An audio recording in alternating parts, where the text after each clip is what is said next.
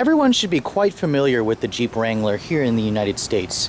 It's been around and on the market in one form or another for over 60 years. Now, the original Jeep wasn't even called the Wrangler, it was kind of just called the Willys military Jeep. That was available back in the 1940s during World War II. Now, the Wrangler nameplate actually came to the United States in 1986. That was the first time that Jeep took over this car and rebranded it the Wrangler. And out of those nearly 30 years that it's been on the market, it's actually only had 3 generations. This represents the 3rd generation of the Jeep, also known as the JK body style. Previously, before that, it was the TJ and then the YJ. Now, the 3rd generation JK Jeep Wrangler has actually been with us since 2007. Jeep has slowly made updates to the car. The big one came in 2011 with an all-new interior, and then for 2012, this particular 2012 that I have gets an all-new engine, the first modern powertrain that you'll find in a Jeep Wrangler. Now, the Jeep Wrangler is available in 3 different trims in 2 different body styles. Now, what I have here is the base Sport model. This one also happens to be the 4-door Unlimited model. The Unlimited and the regular length Wrangler, they differ in size by 20 inches and about 300 pounds. The Unlimited model is the one that will give you the 4 doors. If you want 4 doors, you've got to go for the Unlimited model, as the regular size is only a 2-door. From the Sport model, you can go up to the Sahara and then the Rubicon, which is kind of like a trail-ready Jeep. Now, all Jeep Wranglers are pretty much 4-wheel drive. That became the case in 2012. They're all 4-wheel drive. If you go for the Rubicon, it'll have 32-inch tall tires. All of them will have a live axle, front and rear, a recirculating ball-type steering, about 10.2 inches of ground clearance. This is essentially your off-road ready SUV. This is way different than anything else on the market.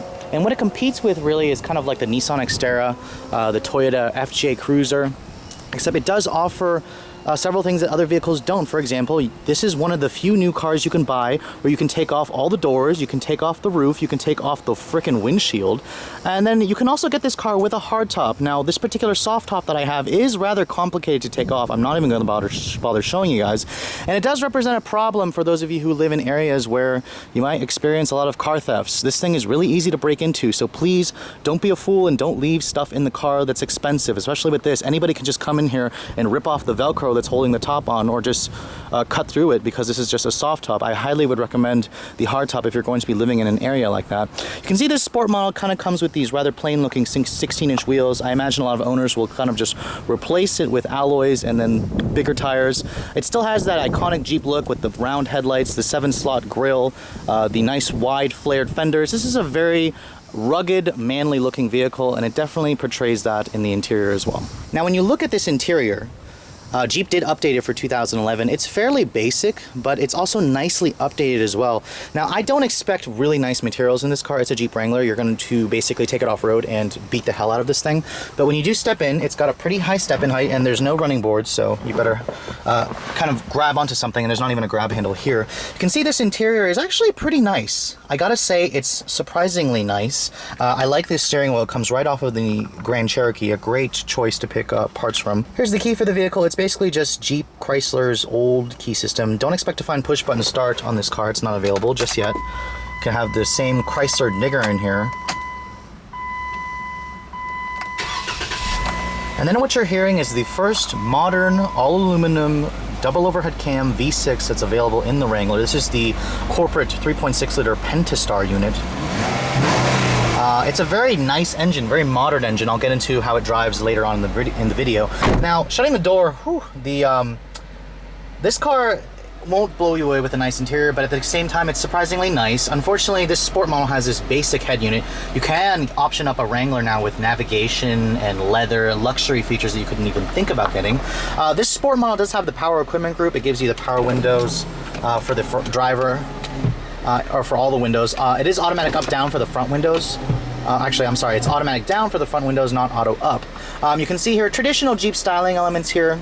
You have exposed screw heads here and there, and then you have this little embroider that says since 1941, in case you've forgotten.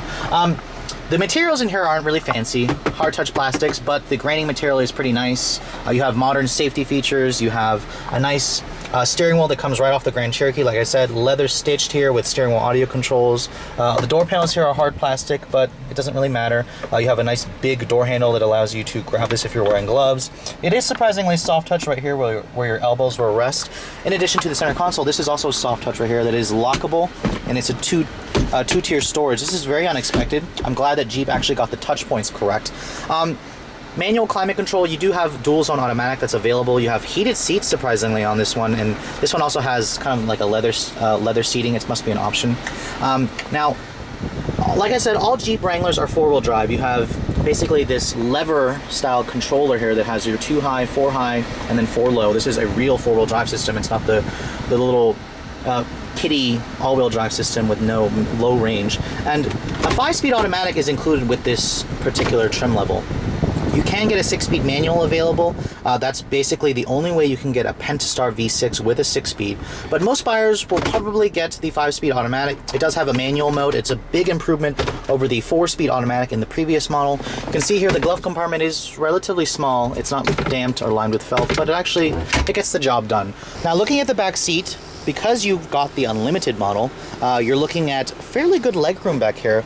And then, of course, again, you need to find something to grab onto when you're getting in, especially for somebody short like myself. But you have good foot space back here, decent legroom. The bench itself, unfortunately, is pretty lacking in thigh support, but you do get cup holders here. You have no armrest here, but you have surprisingly decent headrest, and these things aren't hard as a rock. The last Wrangler I was in was an '08, and the headrest literally felt like you were hitting your head against a rock, so I'm glad to see Jeep has improved that nicely. Now, looking at the cargo area, because this is a soft top, unfortunately, unless you want to move this area here on the top, this is pretty much your opening. It's a pretty small opening, and again, unless you get rid of this plastic rear window. But surprisingly, when you fold those seats down, you get 86 cubic feet of space. That is huge, especially for this type of vehicle. It offers a pretty good amount of practicality as well.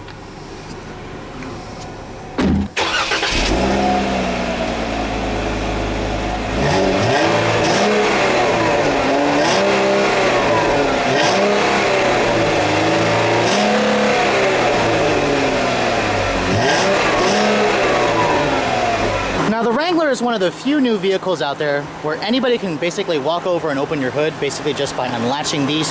There's one here, and that's how you open the hood. Anybody can do it from outside your vehicle.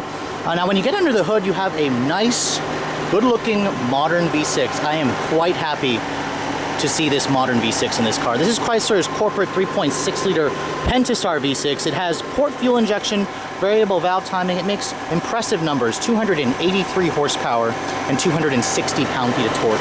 That's up from the paltry 202 that was in the older model with the 3.8-liter V6. It's paired with either a 6-speed manual or a 5-speed automatic. This 4-wheel drive is standard. If you go with the automatic, you're going to get 1620 as your MPG on regular gas. Let's take a look at how it all works together.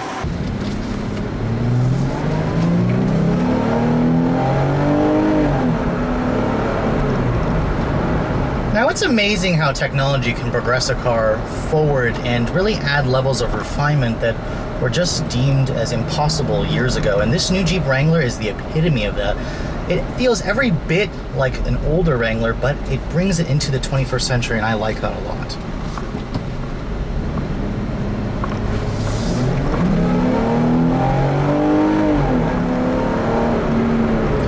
This brand new 3.6-liter Pentastar V6 is really the star of this car, and it really transforms the Wrangler from a dated, slow, horrible on-road car to something that's actually quite livable. It's got really good power. It does require a lot of revs, but it makes a nice snarl when you get up in the upper RPM ranges. Really, the only thing that might be a little bit dated is this 5-speed automatic. While it is better than the 4-speed auto, transmissions today are moving to 6 speeds, and you can feel that this transmission is widely spaced to try to get that higher fuel economy number for the highway. Now, in terms of just its on-road dynamics, I mean, let's face it, most of these Wranglers are going to spend their time on the road as opposed to off. The new Jeep Wrangler is not bad. Now, that's not to say that it's a comfortable car. This car still feels rather cumbersome to drive. It feels rather big. The steering is very light and very numb and imprecise and devoid of feel. That's the typical characteristic of the steering in this car. But it's not dangerous. It's not going to be horrible to drive. It's just something that you have to be willing to get used to and put up with if you're going to buy these. So make sure if you are going to buy these things that you're okay with the rather cumbersome driving dynamics. And if you are, then props to you. You can definitely get used to this thing. Now, in terms of the driving position itself, I will say that shorter drivers may have trouble driving this thing. The steering wheel only tilts, it doesn't telescope. The pedals are pretty far away. If you've got short legs like I do, you've got to sit closer to the wheel, and then you also have to deal with looking over the hood and seeing around all the blind spots of this vehicle. Of course, if you do take the top off, all the blind spots do disappear. Again, this engine here is quite the star. 0 to 60 times with this new V6 are about 8.5 seconds. While that's not exactly going to blow you away with mind-boggling performance, this is actually 2 seconds quicker than the old 3.8 liter V6, so it's a marked improvement.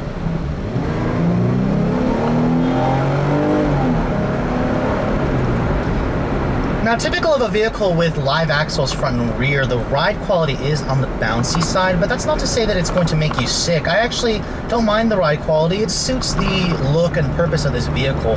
Just be sure that when you are on road trips, you're going to have to deal with your passengers maybe complaining. The driver probably doesn't notice it as much. In terms of the noise levels in here, it's much quieter than Jeep Wranglers of the past. But with this soft top, you can hear the wind noise does creep in.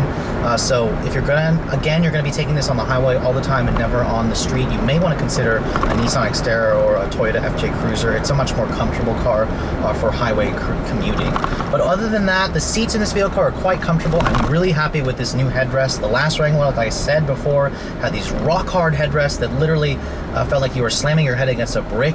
At least I'm thinking they may have put the soft touch headrest because this 3.6 will push you back into the seat quite forcefully when you put your foot down.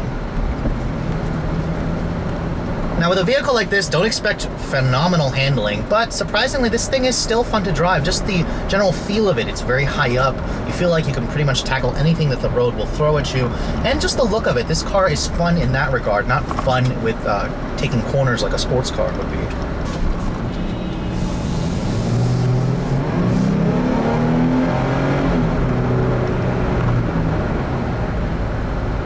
So that brings me to the conclusion of this review.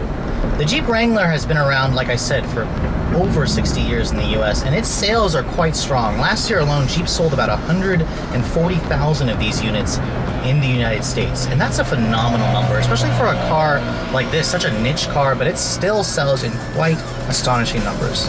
So should you still put one on your list if you're looking for one right now? Absolutely.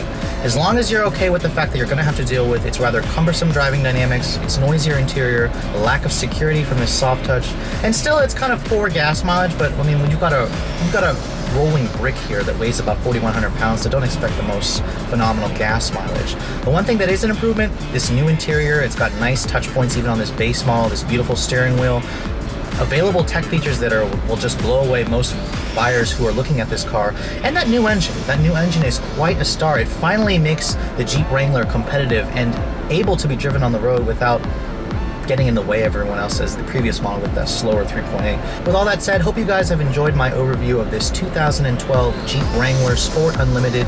If you guys are in the market for a vehicle like this, make sure you put this on your list. Definitely is worth a look, especially with this new engine.